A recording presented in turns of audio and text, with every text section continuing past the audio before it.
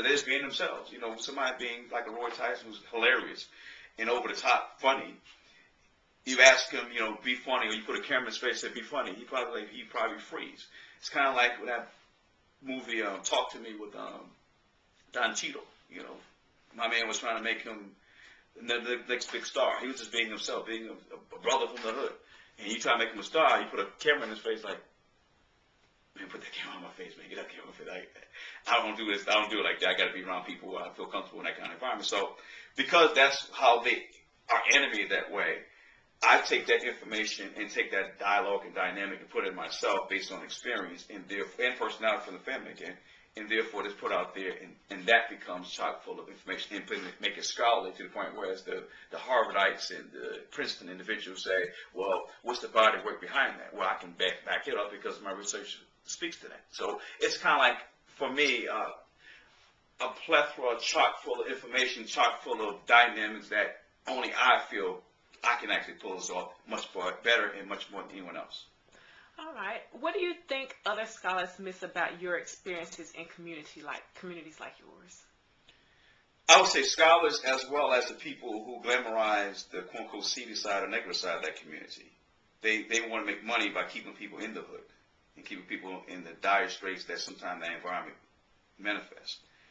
I'm the one who says, you know, let's take that experience and use it to our benefit. Let's keep the edge. Let's keep the distinction and make it scholarly to the point where, again, when the quote-unquote highbrow individuals are sipping tea and coffee and asking you how important your thing is, you can articulate how important it is based on a dynamic and why it's effective and how you can out-produce, out-class, out-distinction everyone else based on that environment whereby people who don't have the edge, who didn't have the hard time, didn't have that.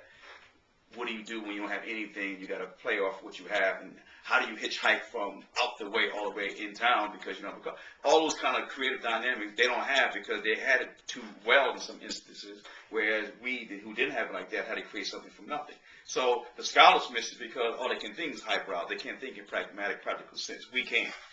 I can articulate that point. I can talk to at-risk youth, to police officers, to whomever across the board, who are the hardest core people to talk with, only because of that environment. Put me somewhere else, and you talking a whole different dynamic in terms of how I would have actually manifested myself. To the point where if I had been groomed or reared anywhere else outside that community, put me in the South.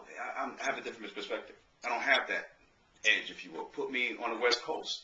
And they have their own style, whatever, but they have a different dynamic than the East Coast. So East Coast for me and that environment, family, and all the personalities I've come in contact with shaped and formed the basis by what I do today. And that's why I give homage to them and give them the due credit they need and deserve so that they know that if no one else speaks for them, I can speak for them, but also put them on a map. Because a whole lot of people, like most communities, the best basketball players, the best comedians, the best athletes, the smartest people, fell by the wayside because they didn't have the discipline, the eye of the tiger, the fire in the belly.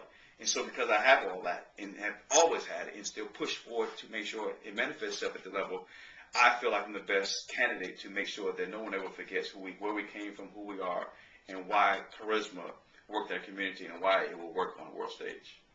Thank you so much, Mr. Brown. Thank you.